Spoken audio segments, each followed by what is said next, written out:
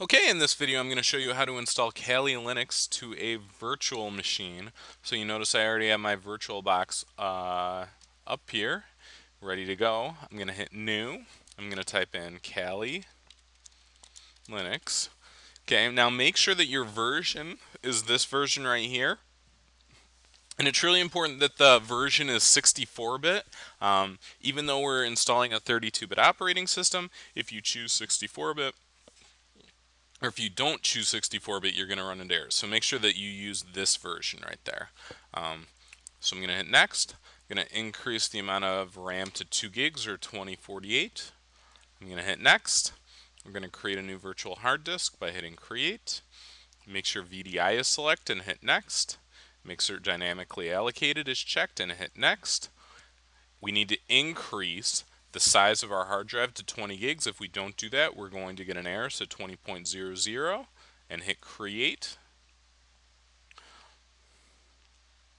Okay, now that I've done that, now I'm going to double click on Kali Linux to boot it for the first time, and it's going to ask me to select a startup disk or an ISO file. Remember, an ISO file is a virtual CD or DVD ROM, so all the files that are on the CD or DVD are contained within this one file.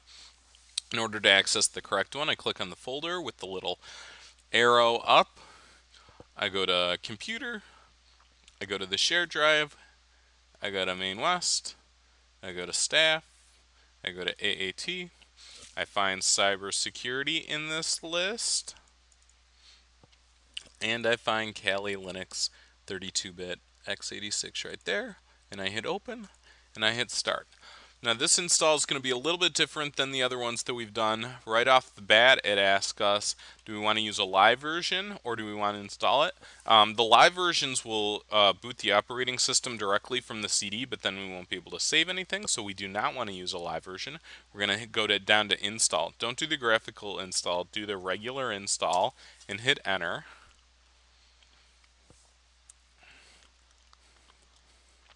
Alright. You might get this error about mounting, unmounting. That's totally okay. This is English, so we're going to hit enter. United States is correct, so we're going to hit enter. American English keyboard is correct, so we're going to hit enter.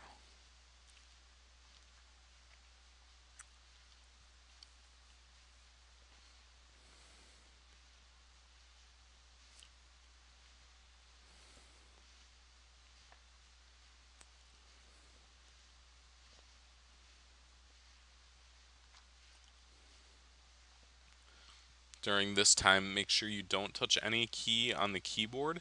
If you do, it might cancel the installation process, and we really don't want to cancel the installation process. So don't hit anything on the keyboard.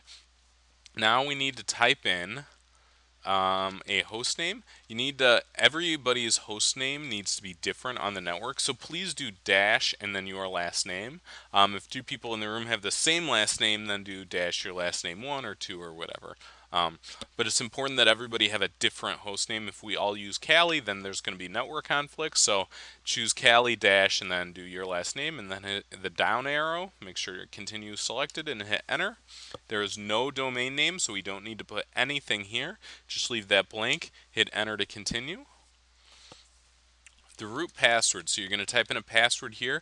Make sure that you remember the password that you type in. If you forget what password you use, you're going to have to reinstall the operating system. Hit down, down, and then hit enter to continue. Retype in that password that you just typed in. Down, down, hit enter to continue. We are in the central time zone, so select central and hit enter.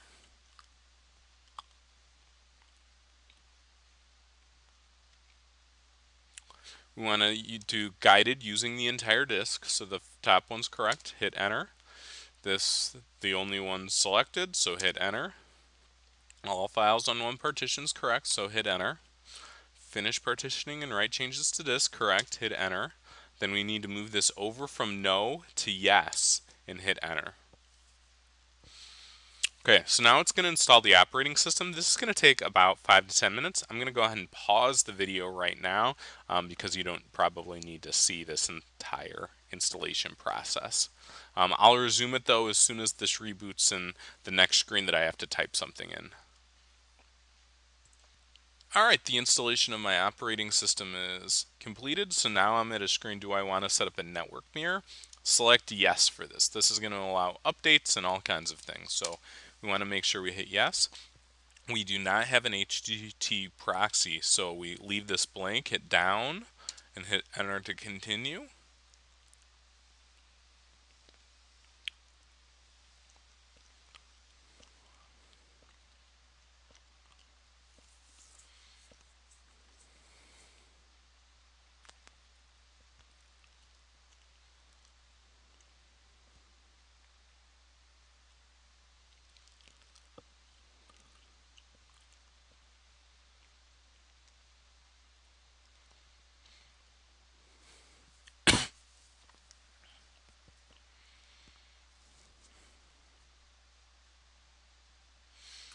Alright, so now it's going to be installing the Grub bootloader. What a bootloader is, it's a program it's the first program that the computer calls on when booting up the operating system, and it shows where all the different operating system files are located. So the BIOS of the computer boots into the Grub bootloader, and then the bootloader tells the computer how to boot the operating system. We need to install this because there are no other operating systems on this, so we hit enter for that.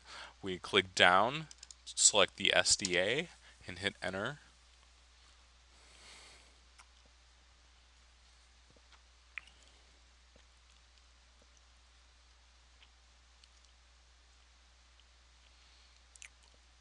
Now that this is going to finish the installation process, it's going to take a minute or two here to do so. That's okay. I'm just going to go ahead and pause the video. Oh, nope. I don't need to pause the video. The installation is finished. So now I want to hit enter to restart. Now while the operating system is restarting, please do not touch any key on your keyboard. A lot of times students will be surfing the internet or doing something while they're also installing this. If you do that in your typing while this restarts, it might accidentally catch and you have to reinstall the operating system. You don't want to do that. So just don't touch anything while this removes the live packages and whatnot. Also, I'm gonna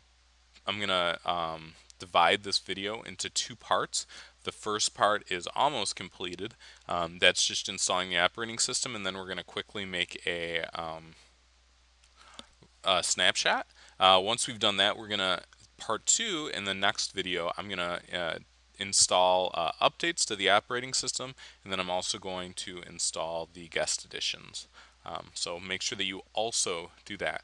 The reason that I'm breaking it into two different videos is because I thought, really, I don't think that you could fit all of this into one period, maybe a 90-minute period, but probably not one whole period. So we're just going to go ahead and break it into two different videos. Alright, it's almost finished the installation.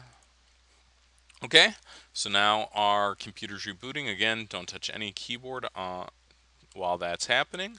Now we can select this Kali GNU Linux. Make sure that you select that one and hit enter. It's going to boot up for the first time. We're going to boot this up and then immediately turn it off and then make a snapshot. So when we boot up, the username for everyone is going to be root. Root is the administrator account on Linux machines. ROOT is the username that everyone's going to use. You're going to hit enter, and now the password that you used or you created when you were doing the installation process, that's what you want to click right there. You hit enter.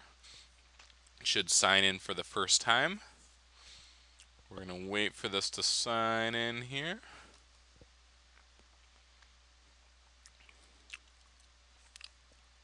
Give it a second. Perfect. And then as soon as this is signed in, you want to immediately shut it down. So we click on the power button. I come down here to this power. We want to immediately shut it down because if we don't, we need to power off. If we don't power this off right away, it's going to start downloading updates and stuff, and we're going to actually do that in a different lab or the next video that I do. So we're going to do power off. We need to, it says a stop job is running, so this might take a minute 30. I'm going to pause the video right here while this runs until it's shut down. Okay, so now that Kali Linux has been installed, we have it powered off right here. Now I want to create a snapshot of this. So I'm going to go to snapshots right here. Make sure that you're on machine tools, snapshots. We're going to take a new snapshot. We're going to call this right after install. There we go. And we're going to hit OK. Alright, so now that we have a snapshot, that's it. This is part 1. Again, make sure that you do the part 2 video as well.